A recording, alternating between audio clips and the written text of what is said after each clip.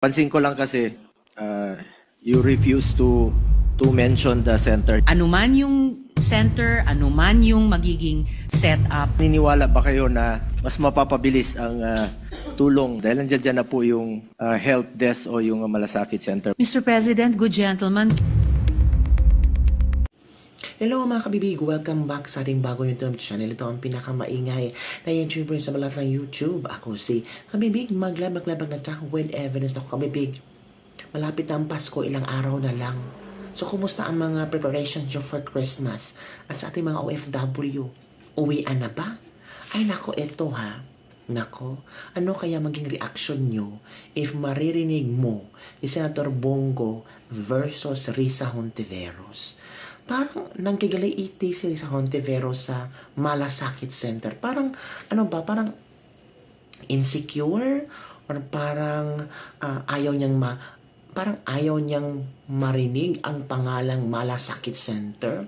Or parang kiti-kiti si Risa Hontiveros? Parang, kasi feeling ni Risa Hontiveros ba, kung ipopromote niya ang Malasakit Center or kung kaniyang sabihin na ang mga tao ay pwedeng lumapit sa Malasakit Center, parang tinutulungan niya si Bongo na manalo sa 2028. Knowing na si Risa Hontiveros is not closing her door para sa presidency sa 2028, so kailangan talaga itong Malasakit Center ay mawala sa isipan ng mga tao. Halok! Sabi ng isang netizen, mukhang ayaw ni Madam Risa ang Malasakit Center. Parang hindi niya kayang banggitin ang pangalang Malasakit Center. Ito pa, ang laki po ng tulong ng Malasakit Center sa akin. Pero parang ayaw ni Madam Risa ng Malasakit Center. Oh, ito kabibig ha. Ito yung video na sinasabi ko. Kayo na ang bahalang magkomento kung ano ang iyong interpretasyon ha. And I want to know kung paano nakatulong ang Malasakit Center ninyo. Watch this video. Madam Sponsor, ito pong Malasakit Center. Batas naman po ito na ipinasa po natin. Napansin ko lang kasi you refuse to mention the center. Anuman yung center, anuman yung magiging setup. Niniwala ba kayo na mas mapapabilis ang tulong dahil nandiyan na po yung help desk o yung Malasakit Center? Mr. President, good gentleman. Ako naman po, Madam Sponsor, setting aside politics, naniniwala po ako na itong Malasakit Center naman po, wala naman pong pinipili. Pumunta kayo dun sa hospital, ang tinutulungan po nito, yung mga mahirap talaga na pasyente. Hanggang ngayon, meron po silang help desk, kwarto, na pwede nilang lalapitan at it will guide them. Lumapit kayo sa PCSO, lumapit kayo sa DSWD para sa inyong pamasahe. Ito po sa PhilHealth, ito yung coverage ninyo. At kung kulang talaga, dyan po pumasok yung DOH na maipip. At wala pong pumipigil, Mr. President, good gentleman, na magpatuloy yung ganyang medical assistance. Sana po ay masuportahan nyo rin po ang layuning yan. Alam ko naman, apo, Madam Sponsor, napansin ko lang you refuse to mention the help desk or the center na ito po'y batas na ipinasa natin ng 18th Congress, Madam Sponsor. Anuman yung center, anuman yung magiging setup, magiging isang importanteng bahagi siya na hindi mawawala sa Philippine Geriatric Center at makukuha ng ating mga pasyenteng nakatatanda at kanilang mga pamilya. Kasi nasa batas po ng Malasakit Center na yung mga DOH hospital ay pwede pong paglagyan since qualified naman po yung Geriatric Center o Geriatric Specialty Center na paglagyan rin po ng Malasakit Center, Madam Sponsor. As I mentioned, Mr. President, good gentleman, kung ano po yung umiiral na forma sa ilalim ng DOH hospitals ng medical assistances natin sa ating mga pasyente, senior citizens o iba pa, whether zero balance billing or yung MAIFIP or yung assistance ng PCSO, PAGCOR, DSWD, magpapatuloy po iyon definitely. At pati po sa Philippine Geriatric Center. Pag naitayo na siya in 5 to 7 years, Mr. President. At pwede niyang lapitan rin yung help desk na Malasakit Center, Madam Sponsor. Kung ano yung setup sa ngayon at kung ano yung magiging setup sa future, anuman yung hugis niya, definitely, Mr. President. At naniniwala ba kayo na mas mapapabilis ang tulong sa kanila na hindi na nila kailangan lumabas ng hospital dahil nandiyan na po yung help desk o yung Malasakit Center, Madam Sponsor? Naniniwala po ako, Mr. President at good gentleman, na anumang center yung nandun sa kasalukuyan, tulad ng nakaraang mga taon, o anumang setup na ma-finalize dun sa ating sinusulong na medical assistance program under Universal Healthcare, pangarap natin by the time na may Philippine Geriatric Center, 5 o 7 taon pa mula ngayon, may full universal healthcare na tayo. So malaking tulong po itong help desk na ito kung sakali magtayo sila doon. Opo, Mr. President, transportation, pati nga po yung transfer, Mr. President, good gentleman, mula sa isang ospital o center papunta dun sa iba sa pamamagitan halimbawa ng ambulance. So consider dapat po kasama na po ito sa package of services. Madam Sponsor, ito pong Malasakit Center. Batas naman po ito na ipinasa po natin. Napansin ko lang kasi you refuse to mention the center. Time is of the essence, lalong-lalo na po sa ating mga senior citizens.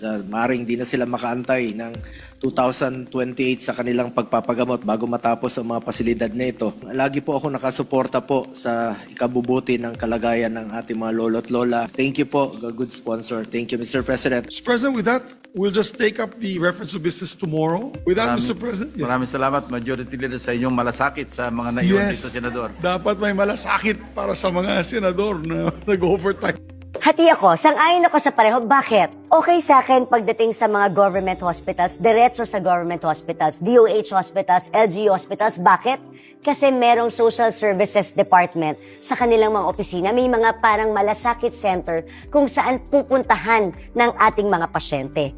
Pero paano sa private hospitals? Pag pumunta ka sa private hospitals, billing section lang naman ang kausap mo. Wala namang social service department doon. Wala namang malasakit center doon. Kaya nga nagpasa kami ng bill, nag-file kami ng bill na sana may malasakit center din sa mga private hospitals para may mag-guide sa kanila. Nagiging problema lang naman talaga mga kababayan as yung sa private hospitals. Mabuti sana kung may social service department sa loob ng private hospitals. If we will require the private hospitals na kasi total naman ibababa sa kanila ang pondo, dapat maglagay sila ng marunong na mga social services na tao para i-guide ang ating mga pasyente. Tandaan nyo, kaya naman po sila sa amin pumupunta. Kasi kami po ang alam nilang puntahan at nag-guide namin po sila dito. Sa totoo lang, hirap din po pag sa amin sila pupunta kasi ang nakita namin, ang laki ng bill. Tapos, barya lang naman ang pwede naming maibigay.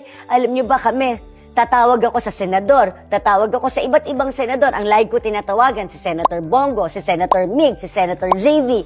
Lahat yan tinatawagan ko, Senator Robin. Humihingi ako ng dagdag para sa mga lumalapit sa amin. Dahil yun naman po ang role ng mga mambabatas. Ilapit ang programa ng gobyerno dahil hindi po alam ng mga tao kung saan sila pupunta.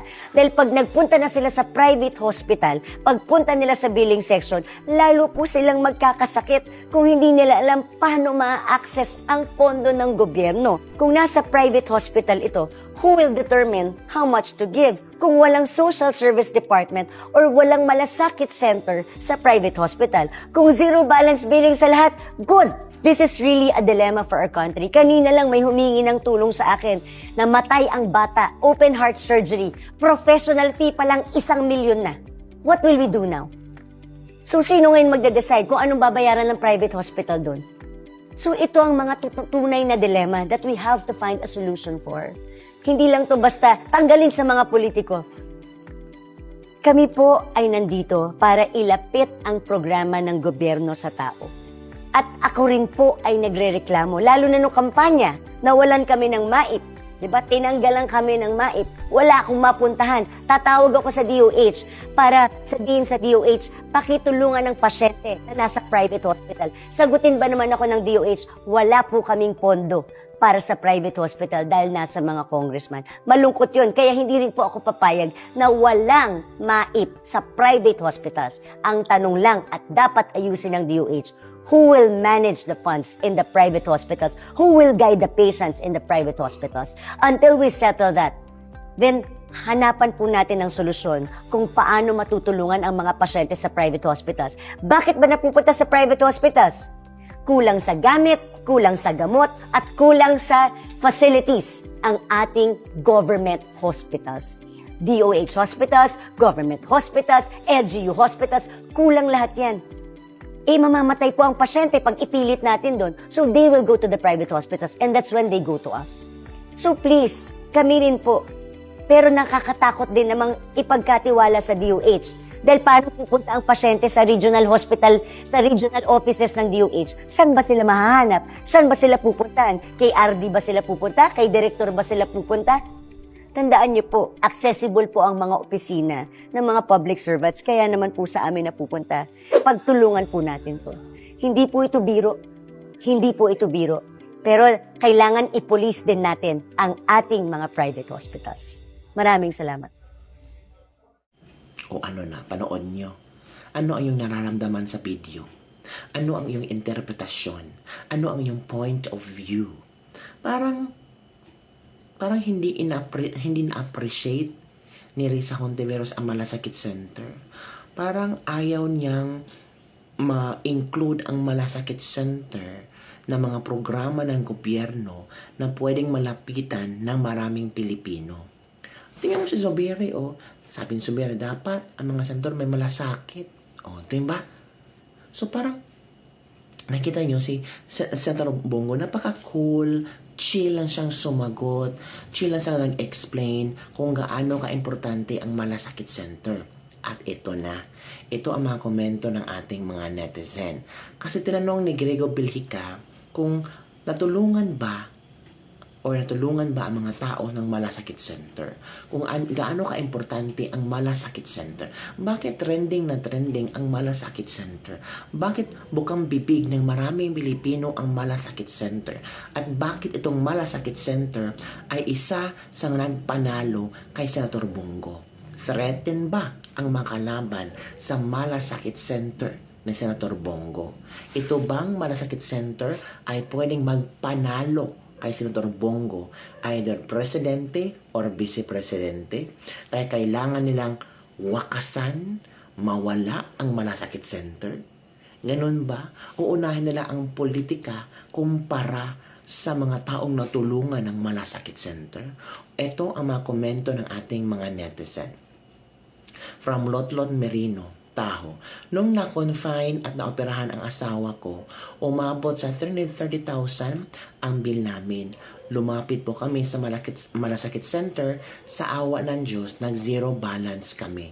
Napakalaking tulong po ang Malasakit Center sa katulad kong pobre. Salamat po. Ang laki po na naitulong ng Malasakit Center sa akin. From Gladys Agustin Sim. Yes po, 150,000 na cover lahat ng Malasakit Center that time po. Halos 1 month po na na-confine si Mabel Alde.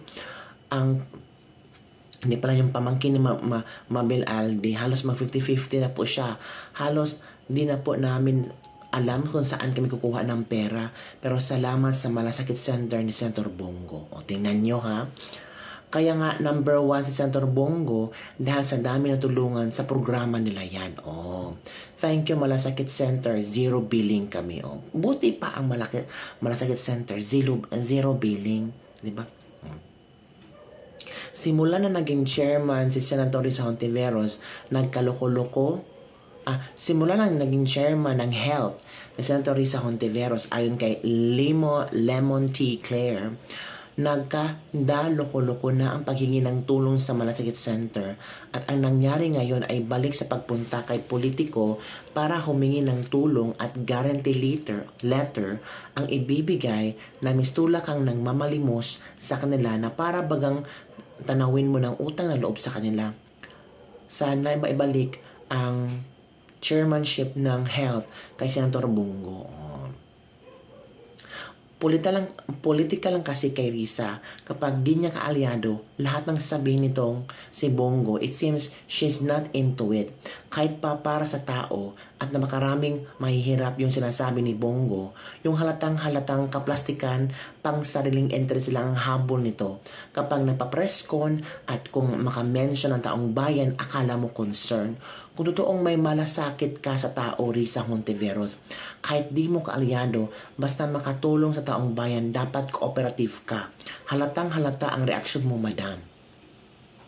Hindi mo maintindihan rin sa Hontiveros ang naranasan maraming pobreng tao kasi hindi mo alam kung ano ang malaking tulong ng malasakit center sa amin from Giselle. Totoo, sa bawat hospital may office sila, doon nakakausap sa'yo para sa financial aid. Ang gusto kasi nitong Queen of Insertion ay magmamakaawa ang tao para sa guarantee letter na hirap kumuha. Ayan. Takot sa malasakit center si Risa kasi hindi siya mananalo. Hala. Nako, kung malasakit center lang naman ang pag-uusapan, malaking tulong ito sa mamayang Pilipino. Isa ako sa tulungan malasakit center, zero billing, from Lenlen Magdamit Campus. Risa Hontiveros, huwag kang magpa-epal, sumobra ka na. Hala. Yun kabibig ha. Yun ang ilang mga komento ng ating mga netizen. Ikaw kabibig, paano ba nakatulong ang malasakit center sa'yo? At ito ba ang rason kung bakit binoto mo si Senator Bongo?